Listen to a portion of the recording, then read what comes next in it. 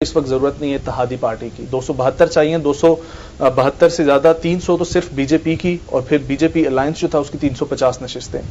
मोदी जी को मुंतखब करने का मकसद यह है कि आवाम उनसे खुश है भारत की। क्या देखते हैं पाकिस्तान के लिए अब वो कोई बेहतर पॉलिसी लाएंगे या वही जो पहले एक जारहाना निजाम रखा हुआ था उसी के ऊपर कारबंद रहेंगे? देखो ना, जो तो ये समझ रहे हैं कि हम उन्हें पाकिस्तान के खिलाफ स्ट्रेटेजिक वो जो कहते हैं इस तरह का किया तो उस वजह से उनको लीड मिली है, तो क्या पाकिस्तान को माफ कर देंगे? अभी भी इतनी बातें सामने आ रही हैं जो मुसलमानों से वो जुल्म करने की। बिल्कुल, तो वो तो मैं शुरू से कहता हूँ वो हमारे दोस्त नहीं बन सकते। हमें दोस्ती कहना चाहिए लेकिन दोस्त नहीं बन सके। हमें खुद तैयार रहना चाहिए, हर वक्त चौकस रहना चाहिए, चौकन्ना रहना चाहिए। हमें मौसम दावड़ जैसे शैतानों को ख़त्म करना चाहिए। हम अंदरूनी तौर पे हमें मुतहद होना चाहिए। हमें अफवाज पाकिस्तान को भी मजबूत करना चाहिए। हमें इन चीज़ों को देखना है। दुश्मन मजबूत हो रहा है और वो हमारे अंदर तक आ रहा है, और इस तरीके के लोगों को जो है वर्गलाने की कोशिश और इनको फंडिंग करने की भी कोशिश की जा रही है। और फिर न्याय साहब एक और चीज सामने आई कि मोदी को बनाना ही चाहते थे इसराइल और अमेरिका, दोबारा से वजीर आजम वो चाहते थे कि बने। तो इसमें कोई है अमेरिका के भी इंटरेस्ट है भारत के साथ? लाजमी है। ठीक है। सीनियर भारतीय जर्नलिस्ट हमारे साथ सरफराज सैफी मौजूद हैं। सरफराज साहब, बहुत शुक्रिया आपके वक्त का। Thank you so much. Thank you Sarfaraz साहब, आप ठीक हैं? खैरियत है माशाल्लाह। आपके इलेक्शन हो गए आपके, और इलेक्शन में मोदी साहब को कामयाबी भी मिली, लेकिन मेरा ख्याल है आप कामयाब होते ही मोदी साहब अपने जो गुर्बत का बहुत ज़्यादा प्रॉब्लम है अब दोबारा, क्योंकि देख चुके हैं एक पीरियड गुजार भी चुके हैं बरसर इक़्तिदार रह के, उस तरफ वो मेरा ख्याल है तवज्जो देंगे बजाय के मामलात पड़ोसियों से ख़राब करने के। नियाजी साहब, बहुत बहुत शुक्रिया। और हम हिंदुस्तानी आपका चैनल भी देखते हैं और आपके शो को तो मैं कसदम देखता हूं, क्योंकि आप जिस तरीके से आवाज पाकिस्तान की उठाते हैं, पाकिस्तान का दर्द, पाकिस्तान की जो तमाम तरह की चीजें अपने टेलीविजन पर दिखाते हैं, तो मुझे बड़ा अच्छा लगता है, क्योंकि आप सच्ची बात करते हैं। और आपने ही एक अच्छा सवाल किया है और ये सवाल का जवाब भी मैं देना चाहूंगा। बिल्कुल ठीक है। देखिए, नरेंद्र मोदी साहब यहाँ एक बात जरूर करते हैं हिंदुस्तान में, वो हिंदू मुसलमान सिख ईसाई की बात नहीं करते हैं। वो देश के 130 करोड़ जनता की बात करते हैं, 130 करोड़ आवाम की बात करते हैं, जिसमें हिंदू भी हैं, मुसलमान भी हैं, सिख भी है, ईसाई भी है। और इसी तरीके से जो हिंदुस्तान की बड़ी तादाद के जो मुसलमान तबका है, उन्होंने नरेंद्र मोदी साहब की पार्टी और नरेंद्र मोदी साहब को वोट दिया है।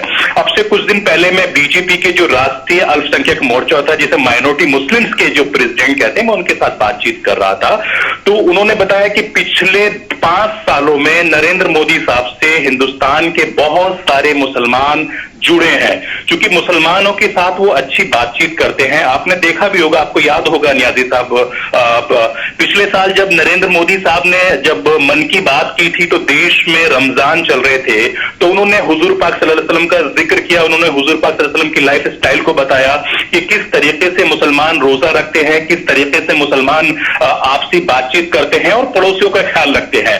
जो आपने सवाल किया कि पड़ोसियों का ख्याल है, तो मुझे लगता है कि नरेंद्र मोदी साहब ने वो ख्याल रखेंगे। और पिछली बार जब वो जीते थे तो आपके पूर्व प्रधानमंत्री नवाज शरीफ को हिंदुस्तान उन्होंने न्योता दिया था, बातचीत की थी। और इस बार भी पाकिस्तान के जो प्राइम मिनिस्टर हैं इमरान खान साहब, जिस तरीके से मैं खुद उनकी आपके टेलीविजन पर कई बार आरजू खान जो आपकी एंकर है, आरजू काजी, उनके शो में मैं उनकी तारीफ कर चुका हूं कि उन्होंने बड़ा जबरदस्त तरीके से काम किया है। जैसे कॉरिडोर का मामला है, जो करतारपुर कॉरिडोर का मामला है, उन्होंने अच्छी पहल की। उन्होंने पाकिस्तान की जेल में जो बंद है मुस्लिम समुदाय के मछुआरे, उनको छोड़कर बड़ा अच्छा काम किया।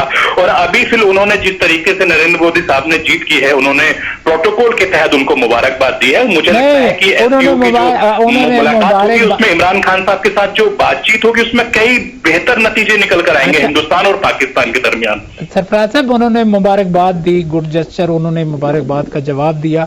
क्या ये कुछ इंडियन जर्नलिस्ट कह रहे हैं कि जी वो ओथ सेरेमनी पे जा रहे हैं, कुछ कह रहे हैं नहीं बुला रहे हैं, कुछ इस तरह की, क्या आपकी क्या खबर है एज ए जर्नलिस्ट? नियाजी साहब, देखिए, जिस तरीके से पिछली बार सार्क देशों के तमाम जो नेताओं को हिंदुस्तान में बुलाया था, इस बार सार्क देशों के हिंदुस्तान नहीं आ रहे हैं, बल्कि जो बंगाल के आसपास के जो मुल्क हैं, जिसमें थाईलैंड हो गया, भूटान हो गया और आसपास के जो मुल्क हैं, उन देशों के नेताओं को यहां बुलाया जा रहा है। और मुझे लगता है कि इमरान खान साहब ने जिस तरीके से बात की है, उसके बाद उनको एक बढ़िया बातचीत होगी जो अगले महीनों में मीटिंग्स होनी है। तो मुझे ऐसा लगता है नियाजी साहब कि हिंदुस्तान और पाकिस्तान के जो ताल्लुकात हैं, अब वो पहले से भी ज्यादा बेहतर हो सकते हैं, क्योंकि जो चुनाव की बात थी वो चुनाव में खत्म हो गई। क्योंकि नरेंद्र मोदी साहब ने यहां कहा कि जो चुनाव की बात थी वो चुनाव में खत्म हो गई, और इमरान खान साहब चूंकि खुद पढ़े लिखे इंसान है, दुनिया उन्होंने देखी है, पाकिस्तान को आगे बढ़ाना चाहते हैं। हिंदुस्तान के प्राइम मिनिस्टर नरेंद्र मोदी भी दुनिया घूमे हैं, कूटनीति के माहिर हैं, और वो भी हिंदुस्तान को आगे बढ़ाना चाहते हैं। तो मुझे ऐसा लगता है कि पड़ोसी मुल्क होने के नाते हिंदुस्तान और पाकिस्तान के जो ताल्लुकात हैं अब पहले से भी ज्यादा बेहतर होंगे, क्योंकि कारोबार के एतबार से भी और दूसरे सिलसिले के बाद दोस्ती का जो पैगाम हिंदुस्तान और पाकिस्तान देता है। दरअसल यहां नियाजी साहब मैं आपको एक बात कहना चाहूंगा, चूंकि आप बड़े जानकार हैं और आप बड़े अच्छे शोज भी करते हैं और आपके टेलीविजन को हिंदुस्तान की आवाम भी अब पसंद करने लगी है, और चूंकि जिस तरीके से मैंने भी पिछले कई बार आरजू काजमी के शो में जो बातचीत की, तो हिंदुस्तान में उसको बहुत बड़ी तादाद में देखा जाता है, और यहां पर तकरीबन 10 मिलियन से ज्यादा लोग हम लोगों को फॉलो करते हैं। तो सोचिए कि आपके टेलीविजन को भी यहां देखा जाता है। मैं यहां एक चीज कहना चाहूंगा कि दरअसल अब जो सरकारें हैं दोनों, चाहे पाकिस्तान की हो या हिंदुस्तान की हो, दोनों ही सरकारों की सोच बहुत आगे बढ़ गई है। दोनों ही मुल्क चाहते हैं कि हम तरक्की करें। दोनों ही मुल्कों के जो सर्वे सर्वा हैं, चाहे इमरान खान साहब हो या पाकिस्तान के प्राइम मिनिस्टर नरेंद्र मोदी साहब हो, इन दोनों की कोशिश ये है कि अपने मुल्कों को आगे लेकर जाया जाए। तो मुझे लगता है कि इसकी बेहतरी हमें देखने को मिलेगी। सरफराज साहब, ये जो आपकी पार्लियामेंट में कुछ जो लोग जो अक्सरियत है लोगों की, लोगों पे बहुत ज्यादा मुकदमात हैं, किसी पे 5 हैं, किसी के 4 हैं, किसी के 3 हैं, तो ये क्या बनेगा? किस तरह वो जीते? पैसे के जोर पे जीते या क्या मकसद है कि उनका इतने मामलात जो खराब हैं उनके प्रोफाइल में, तो वो क्या होगा? नियाजी साहब, आपको हैरानी होगी कि इस देश में पहली बार ये ऐसा चुनाव हुआ है जहां पर जिन दागी सांसदों का आप जिक्र कर रहे हैं उनकी तादाद बहुत ज्यादा कम हुई है। हालांकि अब से 5 साल पहले जो सरकारें थी, उन सरकारों में ज्यादा दागी सांसद हुआ करते थे जिनके ऊपर केस हुआ करते थे। ये पहली बार ऐसा है कि बड़ी तादाद में हिंदुस्तान से जो खातून है, जो फीमेल मेंबर ऑफ पार्लियामेंट है, वो पहली बार पार्लियामेंट में सबसे ज्यादा पहुंच रही हैं, और पहली बार इतिहास में ऐसा हो रहा है आजादी के बाद से जहां पर बड़ी तादाद में लोग वहां पर संसद में पहुंचे हैं। तकरीबन 23 से ज्यादा मुसलमान सांसद वहां पर पहुंचे हैं, और इस बार तो कई ऐसे स्पीकर मुस्लिम भी वहां पहुंचे हैं जो आप उनको देखेंगे तो आपको बड़ा अच्छा भी लगेगा, क्योंकि मुसलमानों की भी बात वो करते रहेंगे। तो मजे की बात यह है कि इस बार जो है जो दागी सांसद है वो उनका आंकड़ा बेहद कम है नियाजी साहब। क्योंकि सरदार साहब, जहां इंडिया में मैं भी गया हूँ कई दफा, वहाँ पे जो गुर्बत का आलम है वो बहुत ही बंदे को रोना आता है, और वहाँ पे जितने तक अगर करप्ट माफिया पार्लियामेंट में पहुंच जाता है तो वो फिर उसी तरह पैसे कमाने शुरू कर देगा, और जो गरीब लोगों की पुरसान हाल कौन होगा? तो इसको मेरा ख्याल है, पता नहीं आपको लोगों की नजर में है ये चीज कि नहीं? जी देखिए नियाजी साहब, बड़ा अच्छा सवाल भी आपने किया है, और इस सवाल का जवाब नरेंद्र मोदी साहब ने अपनी पहली बार जब वो जीते हैं, जीतने के बाद जो संसद का, पार्लियामेंट का जो सेंट्रल हॉल, उन्होंने कहा कि इस देश में सिर्फ 2 ही कौम है, एक जो गरीबी है और दूसरा जो गरीबी को मिटाने वाला है।